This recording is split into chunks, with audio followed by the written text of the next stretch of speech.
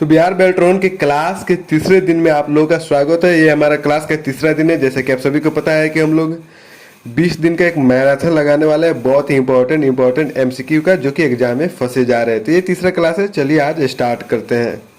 तो यहाँ से हम स्टार्ट करते हैं और ये पहला क्वेश्चन आपके कंप्यूटर स्क्रीन के सामने आ गया है।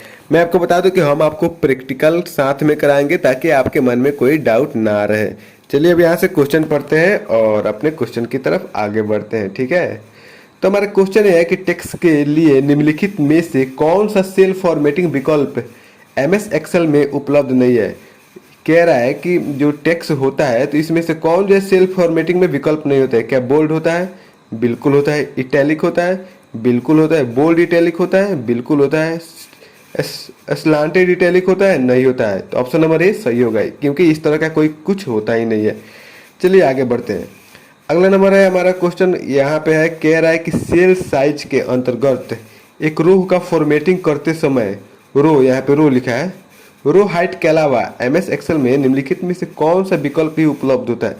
जैसे कि अगर हम यहाँ पे एमएस एक्सेल को ओपन कर लेंगे, ठीक है, तो कह रहा है कि जो हम सेल के साइज को फॉर्मेटिंग करते हैं, तो एक मिनट थोड़ा हम बड़ा कर लेते हैं ताकि आपको दिक्कत ना हो, बेहतर तरीके से समझ में आए। ठीक है, तो यहाँ पे बड़ा कर लेते हैं और यहाँ पे फॉर्मेटिंग पे जाकर के हम क्लिक करेंगे। ठीक है, तो यहाँ पे मिलेगा सेल साइज में, देखिए यहाँ पे दिख रहा है ना सेल साइज लिखा हुआ, यहाँ पे मिलेगा रो हाइट और इसके अंदर क्या मिलेगा, ऑटो फिट रो हाइट। तो इसका सही आंसर क्या होगा, ऑटो फिट रो हाइट होगा। ठीक है, तो यहाँ पे है ना option number B, auto fit row height. बाकी ये बोथ साइड एडजस्ट ये तो होगा नहीं, लेफ्ट ये भी नहीं होगा, राइट एडजस्ट ये भी नहीं होगा। ओके, आई थिंक आपको समझ में आ रहा होगा बेहतरीन तरीके से। तो हम अपने अगले नंबर क्वेश्चन पे पढ़ते हैं।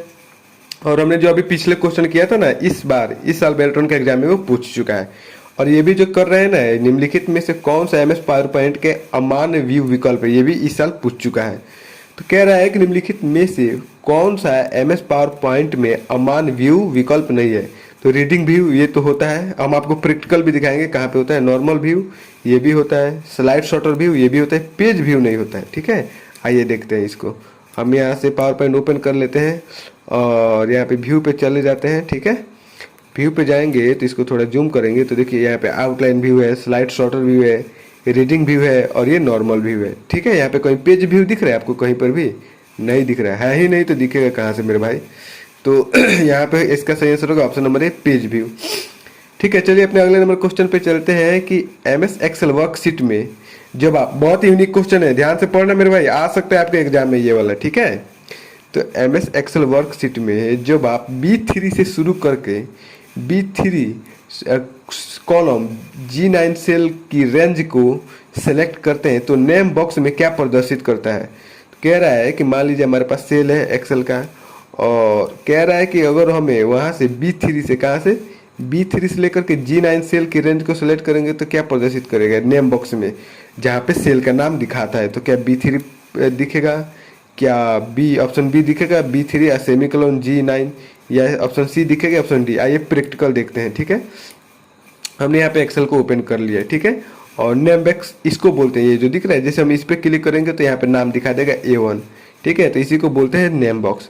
तो बोला था B3, तो यहाँ पे हम B3 क्लिक करते हैं और G9, B3 से लेकर के G9 तक। ठीक है, यहाँ से इतना दूर हो गया B3 से लेकर के G9। तो अब छोड़ते हैं अपने लेफ्ट बटन को माउस के, तो देखिए क्या दिखाएगा। तो यहाँ पे क्या दिखाता है, नेम बॉक्स में क्या दिखा रहा है, B3 दिखा रहा है। क्या, B3 दिखा रहा है। तो सही आंसर क्या होगा, ऑप्शन नंबर ए होगा, B3। ठीक है, चलिए अपने आगे नंबर क्वेश्चन पे बढ़ते हैं। एक निम्नलिखित एमएस एक्सेल फॉर्मूला का परिणाम क्या होगा। बराबर फ्लोर लगाना है, 3,3 प्लस सेलिंग लगा करके 4,4। आइए देखते हैं।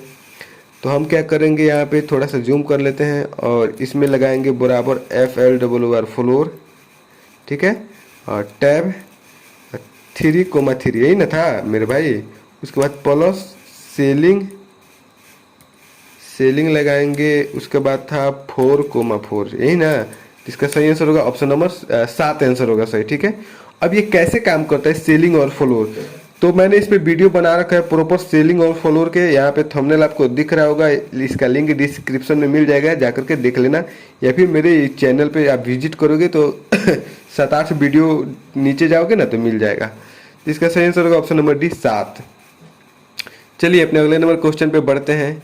निम्नलिखित MS एक्सेल फॉर्मूला का परिणाम क्या होगा। ये भी बहुत यूनिक है, इस साल पूछ चुका है। कह रहा है कि सम इतना, उसके बाद 2 - 2/2। तो मेरे भाई डिटो डिटो सेम ये क्वेश्चन पूछ चुका है बेल्ट्रॉन के एग्जाम में इस बार, ठीक है। तो देखिए इसको सॉल्व कैसे करेंगे। सबसे पहले देखिए 4 को क्या करेंगे, 4 का देखिए मैंने बता रखा है आप लोगों को पिछले वाले वीडियो अगर आपने देखा होगा, जैसे कि 2 है और यहाँ पे कैप होगा और यहाँ पे 3, यानी कि इसका मतलब हुआ 2 के पावर 3, ठीक है। तो यहाँ पे 4 है, 4 दिख रहा है ना, इसके पास कैप है यानी कि 4 के पावर हो गया ये 3, कितना 4 के पावर 3, कोमा अब यहाँ पे रहेगा 2 - 2/2, यही ना 2 - 2/2।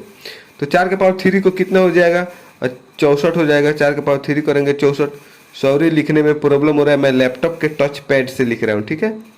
और इसको सॉल्व करेंगे 2 - 2/2 को, तो ये आएगा कितना, 1 आएगा, ठीक है। तो इन दोनों को जोड़ेंगे तो आंसर आएगा ऑप्शन नंबर ए 65, ठीक है मेरे भाई। आओ प्रैक्टिकल देख लेते हैं, वरना गाल तुम लोग बोलोगे कि गलत बता रहा है। तो चलिए बराबर लिखेंगे सम, ठीक है। 4 के कैप था 3, यही ना था, सॉरी सम ले लेंगे। यहाँ पे 4 के कैप दे देंगे 3, 2 - 2/2, यही ना था भाई। अब देखो इंटर करेंगे तो देखो 65 आ गया ना, आपके सामने हुआ। कोई दिक्कत नहीं। चलिए आगे बढ़ते हैं। आगे हमारा क्वेश्चन है कि MS वर्ड में एक font size drop down box होता है, ठीक है। इसके माध्यम से चयन किया जा सकने वाला सबसे बड़ा फॉन्ट साइज क्या होता है। ये तो नॉर्मल क्वेश्चन है। ऑप्शन नंबर बी होगा 72। सबसे बड़ा 72 होता है, सबसे छोटा 8 होता है, ठीक है। आइए MS वर्ड हम ओपन करते हैं। MS वर्ड ओपन कर लिया और थोड़ा तबीयत डाउन है तो एडजस्ट कर लेना। होम पे जाएंगे तो यहाँ पे फॉन्ट का डायलॉग बॉक्स होता है, ठीक है। और यहीं पे पूछ रहा है कि सबसे बड़ा साइज कौन होता है। तो देखिए सबसे बड़ा साइज यहाँ पे 72 दिखा रहा है, ओके। इसके नीचे और कुछ नहीं दिखाता है, सबसे बड़ा साइज 72 ही दिखाता है। और सबसे छोटा साइज कितना है, 8 है, ठीक है। तो इसका सही आंसर होगा ऑप्शन नंबर 20, 72, ठीक है। आगे बढ़ते हैं। चलिए अगला नंबर क्वेश्चन है कि MS एक्सेल वर्कशीट में 7वीं पंक्ति और 10वें स्तंभ के प्रतिच्छेदन बिंदु जिसे सेल एड्रेस कहा जाता है उसे क्या कहेंगे। तो उसे हम कहेंगे J7। देखिए क्यों कहेंगे, क्योंकि स्तंभ जो होता है यानी कि कॉलम जो होता है उसका नाम सबसे पहले रहता है। क्या, स्तंभ जो रहता है सबसे पहले रहता है।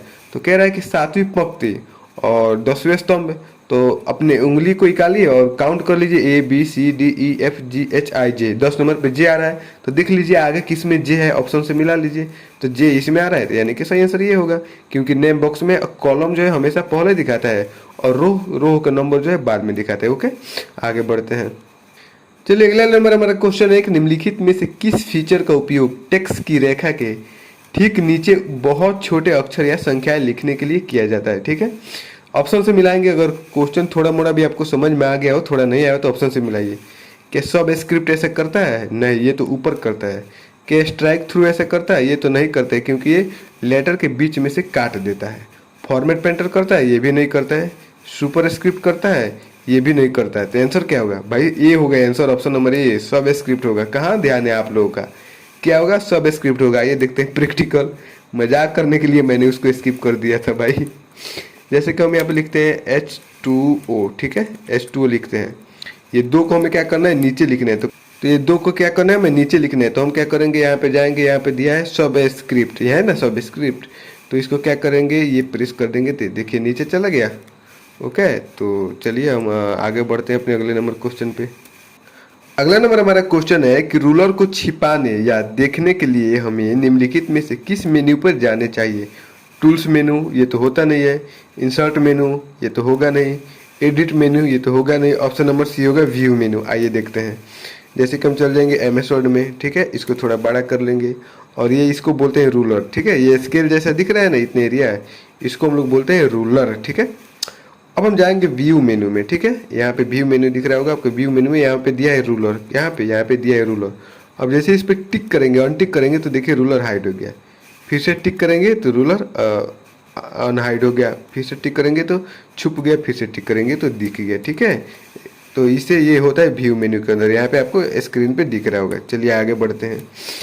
अगला नंबर हमारा क्वेश्चन यहाँ पे आपके कंप्यूटर पे आ गया है, मोबाइल पे आ गया है। निम्नलिखित में से कौन सा प्रोटोकॉल www के लिए इस्तेमाल किया जाता है। www आपने नाम सुना होगा, वेबसाइट जैसे सर्च करते हैं। www का फुल फॉर्म तो होगा पहले world wide web, world wide web जिसका आविष्कार किसने किया था? टिम बर्नर्स-ली ने किया था। तो www में ये तो इजी क्वेश्चन है, आप बता सकते हैं ऐसे भी। Option number B HTTP protocol का इस्तेमाल किया जाता है, जिसका फुल फॉर्म होगा हाइपरटेक्स्ट ट्रांसफर प्रोटोकॉल, जिसमें FTP का मतलब हो गया फाइल ट्रांसफर प्रोटोकॉल और W3 का मतलब यही हो गया सेम www। जहाँ भी W3 है मतलब कि www का बात कर रहे हैं, यानी कि WWW का बात कर रहे हैं। चलिए अगला नंबर क्वेश्चन है कि दस्तावेज को खोलने और बंद करने के लिए हमें किस मेनू पर जाना चाहिए? तो सिंपल है, फाइल मेनू पे जाना चाहिए। आइए देखते हैं कैसे। जैसे कि मान लीजिए ये दस्तावेज ओपन हुआ है, मतलब डॉक्यूमेंट, दस्तावेज को हिंदी में डॉक्यूमेंट बोलेंगे, और हमें इसको क्या करना है? खोलना है या फिर बंद करना है। तो खोलने के लिए क्या करेंगे? फाइल पे जाएंगे और ओपन पे क्लिक करेंगे, और बंद करने के लिए यहाँ पे दिख रहा होगा क्लोज, क्लोज पे जाकर के क्लिक करेंगे तो बंद हो जाएगा। ओके, चलिए अपने अगले नंबर क्वेश्चन पे बढ़ते हैं, और अगले नंबर क्वेश्चन पढ़िए मेरे भाई और इसका आंसर दीजिए आप लोग, ठीक है। पॉलीपीडी का मुख्य घटक कौन था? बहुत ही यूनिक और बेहतरीन क्वेश्चन आया है जनरेशन से। बहुत जल्द हम जनरेशन पे एक वीडियो बनाने वाले हैं, फिर भी मैं मोटा मोटी इसमें जनरेशन बता दूंगा, ठीक है। पॉलीपीडी का मुख्य घटक कौन है? तो वैक्यूम ट्यूब होगा। मुख्य घटक मतलब बताना इसमें पॉलीपीडी में कौन आया था, तो वैक्यूम ट्यूब आया था। ये प्रोसेसर था, पॉलीपीडी में इस्तेमाल किया गया था वैक्यूम ट्यूब।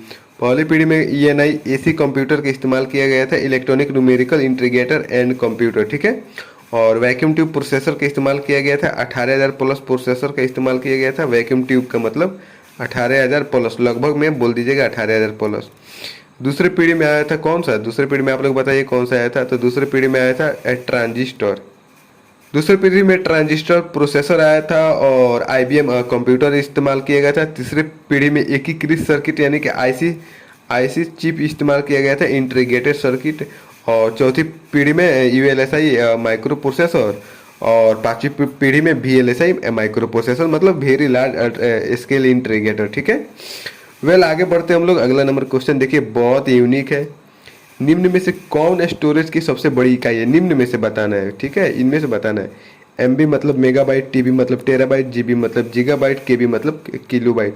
तो KB तो होगा नहीं, MB तो होगा नहीं, GB तो होगा नहीं, TB होगा। क्यों? क्योंकि GB से बड़ा है TB मेरे भाई। आगे बढ़ते हैं। अगला क्वेश्चन है कि QR कोड का पूरा नाम आपको बताना है। QR कोड जो हम स्कैन करते हैं ना, उसका पूरा नाम बताना है कि उसका फुल फॉर्म क्या होता है QR कोड का। Quick response code, quick result code, quick restore code, कोई नहीं। तो इसका सही आंसर होगा option number A, quick response code. Okay, तो अपने अगले नंबर क्वेश्चन पे बढ़ते हैं। देखते हैं अगले नंबर क्वेश्चन है कि निम्न MS Excel फॉर्मूला का परिणाम क्या होगा? बहुत ही जबरदस्त क्वेश्चन। ये क्वेश्चन बेल्ट्रॉन में पूछ चुका है, इसलिए मैं यहाँ पे लाया हूँ, और इसका सही आंसर आपको बताना है। तो इसका सही आंसर होगा ऑप्शन नंबर बी, 13। कैसे? आइए देखते हैं। क्या है? बराबर इवन 3 और ऑड 8 है, ठीक है। आइए देखते हैं एक्सेल में। एक्सेल को ओपन कर लेंगे, थोड़ा सा जूम कर लेते हैं, और यहाँ पे लगाएंगे बराबर इवन, ठीक है। इवन कितना था मेरे भाई? इवन था 3 था, मे भी शायद देख लेते हैं एक बार। इवन था 3, हाँ ठीक है, इवन 3 था, और ऑड 8 था, ठीक है। प्लस ऑड 8 है, ठीक है। ब्रैकेट इंटर करेंगे तो कितना है आंसर? 13 आया, ठीक है। ये 13 कैसे आया? फार्मूला वाला वीडियो हमारा जा करके देख लीजिएगा, जिसमें मैंने इवन, ऑड और बहुत सारे फार्मूला पढ़ाए हैं जो कि एग्जाम में पूछे जा रहे हैं, ठीक है। अगला नंबर क्वेश्चन पे चलते हैं। अगला नंबर है, निम्नलिखित में से कौन सा प्रोटोकॉल ईमेल सर्वर से मैसेज प्राप्त करता है? SMTP, इसका फुल फॉर्म होगा सिंपल मेल ट्रांसफर प्रोटोकॉल, ये तो ईमेल को भेजता है।